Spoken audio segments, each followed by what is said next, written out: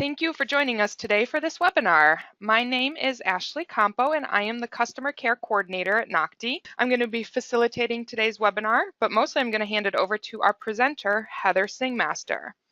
Heather is the Associate Director with the Center for Global Education at the Asia Society, where her work focuses on international benchmarking and integrating global competence into career and technical education programs, as well as state and national policy. She leads the project Mapping the Nation, the Case for Global Competence, and is the host of Education Week's Global Learning blog. Currently, she's working on Global Competence through CTE, a set of online professional development modules and resources to support the CTE field.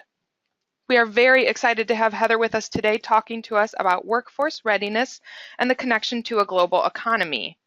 So a little bit about NOCTI to get started. We have over 50 years experience serving in the CTE community.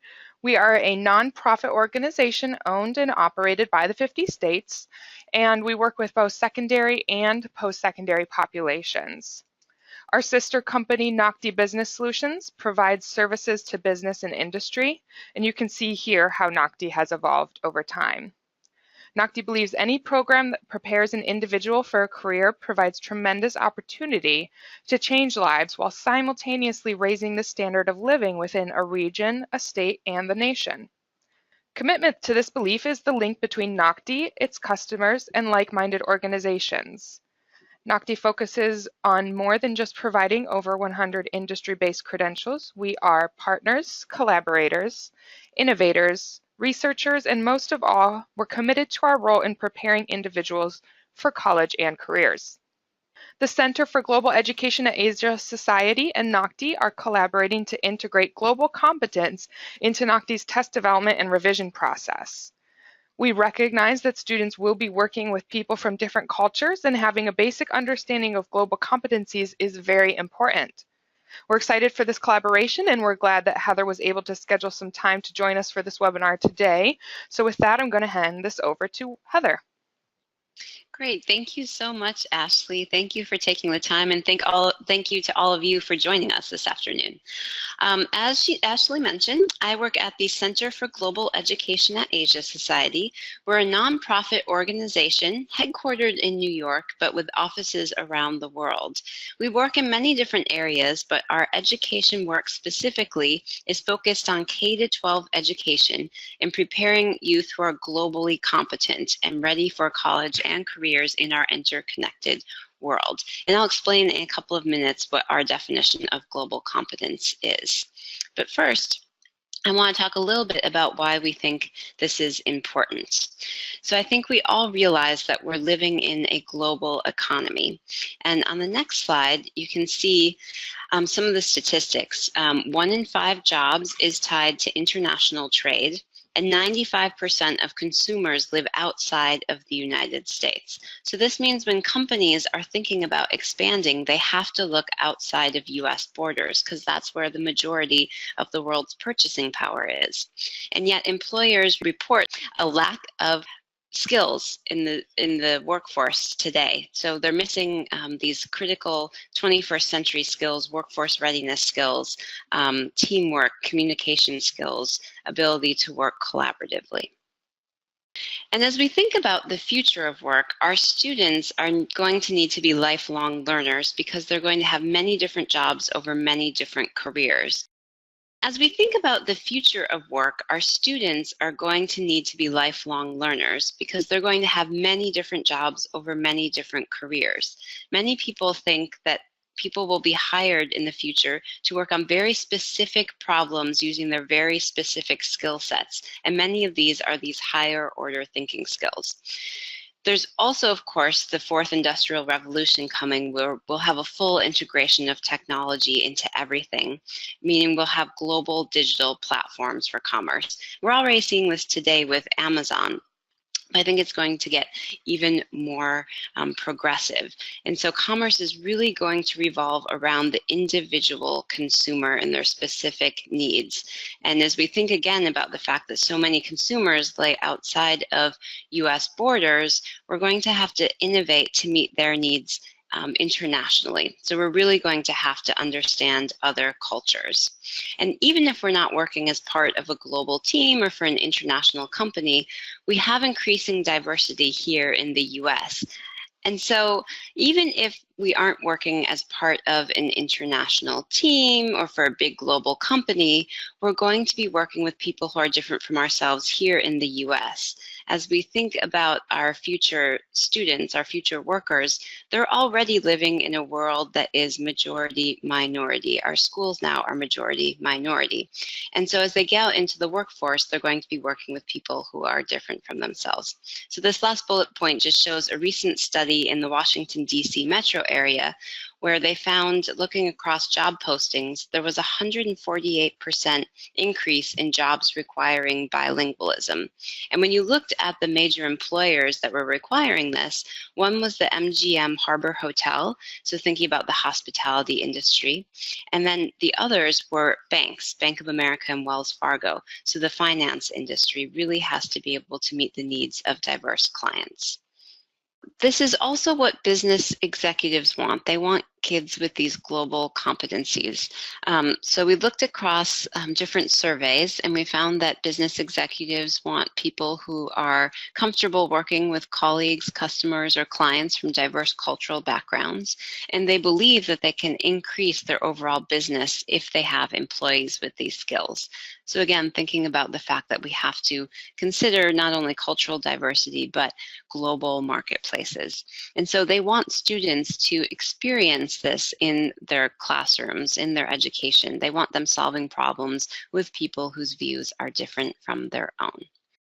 So we wrote a white paper together with ACTE, the Longview Foundation, and Advance CTE that really lays out the importance of global competence for CTE and for STEM careers. And you'll also see in there different examples of how global is being integrated into STEM. So what do we mean when we're talking about global competence specifically? The next slide shows you the basic overview. And so we worked together with the Council of Chief State School Officers and representatives from states across the country, as well as other stakeholders within education. So in higher ed, teachers, parents, business people, we really wanted to hear from everybody about what should be this definition of global competence. And this definition was actually adopted by both the US Department of Education, and OECD is using this definition, and they're going to be testing for global competence in the next PISA exam that's happening this year. So there's four domains, four areas of global competence. So the first is investigate the world. So we believe that students have to be interested in the world and how it works and be able to formulate globally significant questions. And that means looking at local conditions and being able to connect those to the global. And then the second is recognize perspectives. So students need to recognize that they have a perspective and you may or may not share it, but they should be able to look at both sides and from that create a new point of view. The third is communicate ideas. So we of course want students to be able to communicate effectively, but especially with diverse audiences. We believe that they should speak English, of course, because that is the language of business. We recognize that, but we also think students should be able to speak a second language because that really opens them up to understanding different cultures. And then they should also be effective users of technology. And then the last domain of global competence is really take action. So we want students to be able to take what they've learned and apply it to real world situations. And what we found in our work, and we work directly with a network of small schools, as well as other districts and states and schools across the country, is that students are more engaged when they have this global aspect to their curriculum. They see the real world applications. It makes it very real for them. And what we're talking about is not about adding a separate add-on class, but rather integrating global into what is already being taught in the classroom. So about 6 years ago, I began really working within the CTE world very closely. And so I began reaching out to groups like NOCTI, ACTE, Advance CTE, and speaking with teachers and stakeholders in the field to see where they saw the alignment with global. And what we found is that people see the need. They see how this connects to careers. But what teachers said is that this is great, it's important, but I don't know how to teach it. I wasn't taught in my pre-service teaching, or if coming from business, it's not part of their preparation program.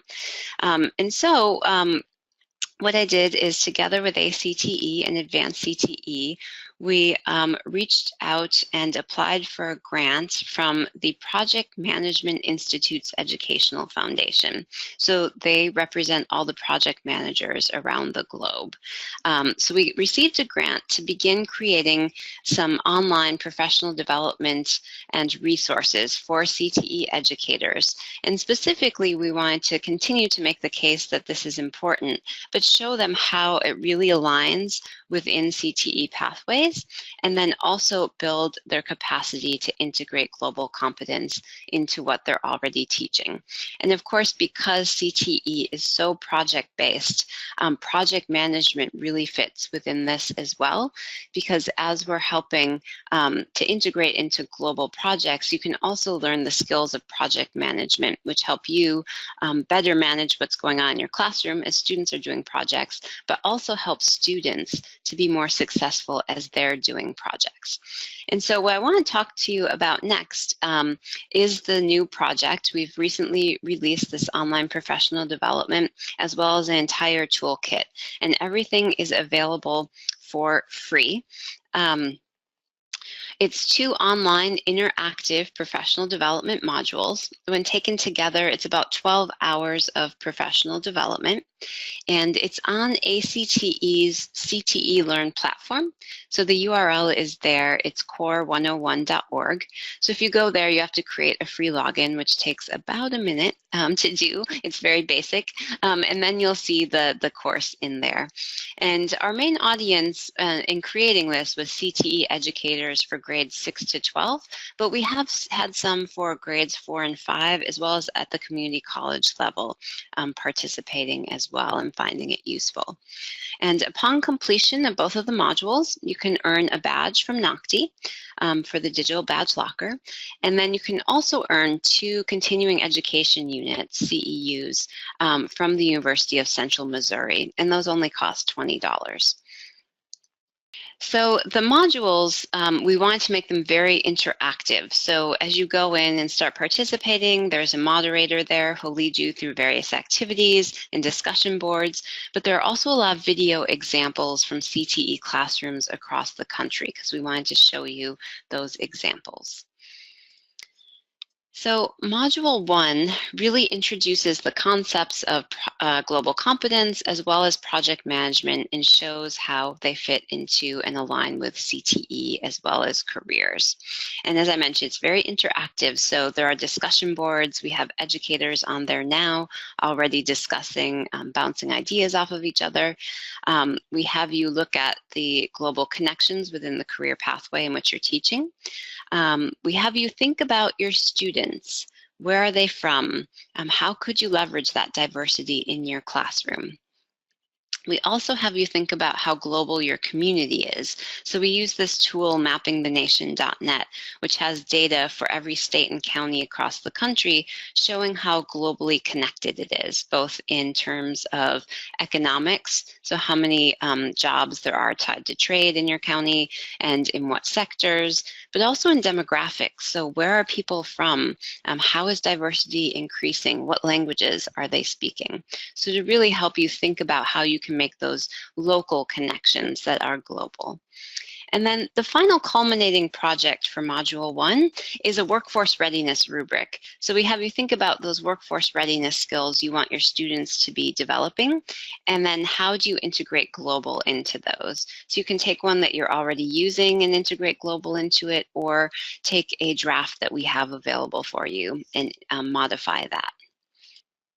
Then Module 2 really introduces how global issues can be integrated into existing curriculum and projects and shows that alignment to CTE standards, both for global competence and for project management. So throughout this module, you're working on creating your own global project, whether it's from scratch or you can bring a project you're already teaching and you want to add a global element to it. But we use the framework of project management to take you through the whole process of creating a global project. So when you finish this module, you leave with your project that you're ready to take and start teaching in your classroom.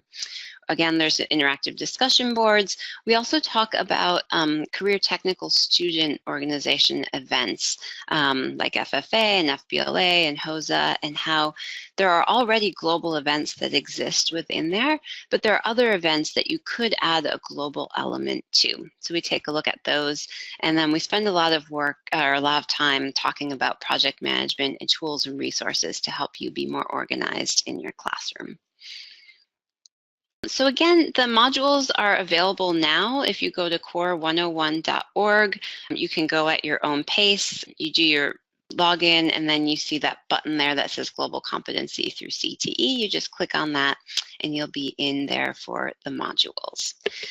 So next, I wanted to tell you about the toolkit. We thought it was really important to have tools and resources that go along with the modules, but are also there and free and ready for you to use, even if you're not taking the courses. So there's a lot in here. So I wanted to walk you through this a little bit because it gets a little overwhelming. So on the next one, you'll see the menu bar is on the left. And if you click on career planning tools, the next slide will show you that we have created a career planning curriculum. And so we had a pilot group go through and use all the tools and go through the modules, and they really liked these materials. They said that they use them either as a full unit or they use them as pull-apart lessons that they left for subs to teach because they're just complete lessons all ready to go. And so what we have are lessons that help students think about the demographics in their community. Again, using that Mapping the Nation tool, where we have them think about where people are from, but also the connections to jobs, global jobs within their communities and their states. And then we have them think about, is the education that they're getting going to prepare them? There's an exercise there where they can create a global infographic that makes the case for global education. There's also one that has them then think about, okay, that we're globally connected. What are the skills that I'm going to need to be successful in this global economy? And then the last one is around global job searches. So if they wanted to go live abroad for a bit, where would they go? What country would they look at? How would they look for a job there? Just to kind of get them researching internationally. And then we also created a whole set of career profile videos. So these are short interviews with people asking them about the global nature of their jobs. So just to highlight a couple here, there's one for business and transportation and also for IT. It's an interview with a senior IT project manager at Daimler Trucks. And he talks about how all the trucks that they make are made to the customer's specifications. So they're not rolling off an assembly line just the same one after another. They each have to be individually made. And so they had to take that computer that runs each truck and get it to different teams around the world. And so he talks about how they created this truck in a box to be able to work as a global team on this physical computer. So that's a really interesting one. Under culinary arts, we have a chef who's actually on Top Chef talking about the global nature of cuisine, but also about working with diversity within restaurants. There's a Boeing engineer talking about how when you create an airplane, it has to be able to fly in all these different conditions around the globe. Somebody from manufacturing talking about the diversity within the manufacturing workforce. Somebody from the Army talking about how they can't work in isolation. When they go into these different countries, they have to be globally competent and have that language ability. This, again, as I mentioned, it's all very project-based, and so we use the Buck Institute's definition of project-based learning as we were working on all of these different projects and the materials. we created a set of global classroom projects. So we thought these were important for people as they were going through and participating in Module 2 and creating their own project. We wanted them to have some inspiration, some models to look at, but we also wanted there to just be projects that people can come and take and use. And so on the next slide, you'll see that we did this by topics. So we have 4 different topics: food security, clean energy, women's health, and cybersecurity. And then if you look, for instance, under food security, we have projects for agriculture, projects for business, law and government, and culinary. And so if you have all of these programs in your building, you could all work together and do one big project. And if you don't, you can just pick up the individual project and just take it and start teaching it. And so the next few slides just kind of show you what these projects look like. So we have a global issue overview. So what is the big issue that students are going to be tackling, and how can they connect that back locally? Because that's always the key to getting students really engaged, just to make it real for them locally. Then we look at the standards. What standards are we going to be teaching through the global project, and the 21st century skills as well. We have you define your project, set your goals and objectives. And then the scenario or problem. So this is the hook. What is it the students are going to be able to do, or what are they going to be pretending that they are? So there's one where they're creating a food truck. So they have to consider, if they worked for a city and there was a food desert, how do they get healthy food to these people lacking healthy foods? We have you do your essential questions, the adaptations for the different grade levels, and then assessment. So we spend a lot of time in Module 2 talking about the different ways to assess these workforce readiness skills. So we help you with that, the materials and resources that you'll need to complete the project, and then different modifications and extensions as needed. And then the last part is the calendar of activities. And so that's really the what are kids going to be doing each day, each week. And finally is reflection. So after students do their project, they present their project, they need to take some time and think about, what did we do well? What were the challenges? What can we do better next time? And that's a key part of project management as well. When a project is over, you need to go back and think about those key things so that you can always be improving. We also wanted to really make sure we showed how global competence links to the standards that are already being taught in your classrooms. So we took the Common Career Technical Core that was created by Advance CTE. It's a distillation of all the different standards that exist within the different pathways. So you'll see that what we did is we took their common standards, which are on the left there, and then we crosswalked them with the 4 domains of global competence, and to show you how you can teach those different domains while teaching that standard. And then most interesting and useful, I think, are the international application and resources column. So here are different topic ideas, lesson plans, articles, different things that you can use to teach that standard in a global way. So this is a great place to go if you don't have any ideas for how am I going to start teaching global? What can I talk about? Here's a great place to go to get those inspiring ideas to get you started. We also took Advance CTE's career ready practices, and we added global readiness to those, because a lot of states have adopted these career ready practices, and they already in some ways reflect global readiness, but we thought it was important to really specifically outline what global readiness means for each of these career ready practices. So we worked directly with Advance CTE on doing this. So for example, that first one, act as a responsible and contributing citizen and employee. Well, how would you do that both locally, but then thinking about your role in the world and how you contribute as a global citizen as well? So that's one example there. We also have available for you global leadership I can statements, performance outcomes, and rubrics. So these are basically what students should know and be able to do if they're on the path to becoming global leaders. And so we have these backed out for grades 12, 10, 8, 5, and 3. So you can kind of see that pathway to becoming a global leader and developing those skills. And so this is really key as you're thinking about how to assess these skills. And this is just the workforce readiness or employability skills feedback form draft that we've created that you can take and download and modify to use within your classroom. And then project management. So we obviously have integrated project management throughout all of the materials, but we specifically use the project management toolkit for teachers, which was created by PMI-EF, the funder for the project. And it's just this whole fantastic group of free tools that tell you about project management, how you can use it in your classroom.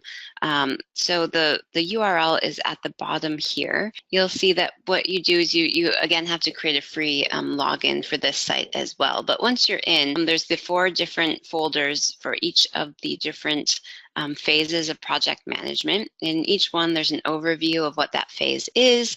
There's classroom curriculum, there's assessments, but there are also just great tools that you can use, but also for students. So one I really like is in the executing folder, which is when students are actually doing their projects in the class. There's a tool that you can download, and it has students write out all the different tasks they're going to have to do as part of their project. And then they have to assign responsibility for those different tasks. And so that really just helps students be more organized, and it reduces some of that blame game that happens when somebody drops the ball and doesn't fulfill their part of the project.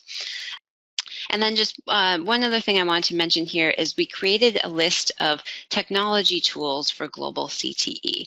So after the pilot group finished participating in the modules and reviewing all the tools and everything, they said, this is great, we love it, but now we want to start doing projects with classrooms in other countries.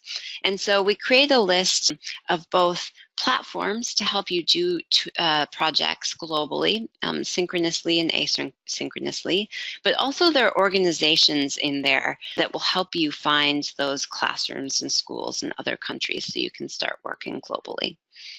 And then the next slide was just some of the feedback that we got from the pilot group. They really liked the materials. They thought it was easier than they expected to give their lessons a global perspective, to really integrate that global piece in there. They want to do it more, and they want to work with other teachers within their school, and some have already started. They also really, really liked the project management piece and all those tools. They thought, wow, I'm so much more organized than I was before, and I'm helping my students to be more organized and more successful in their projects as well. So that is everything in a long-ish nutshell. You can also feel free to email me if you have any questions or need more information. I'm also on Twitter. My Twitter handle is on there. Great. Heather, thank you so much for joining us today. Thank you so much.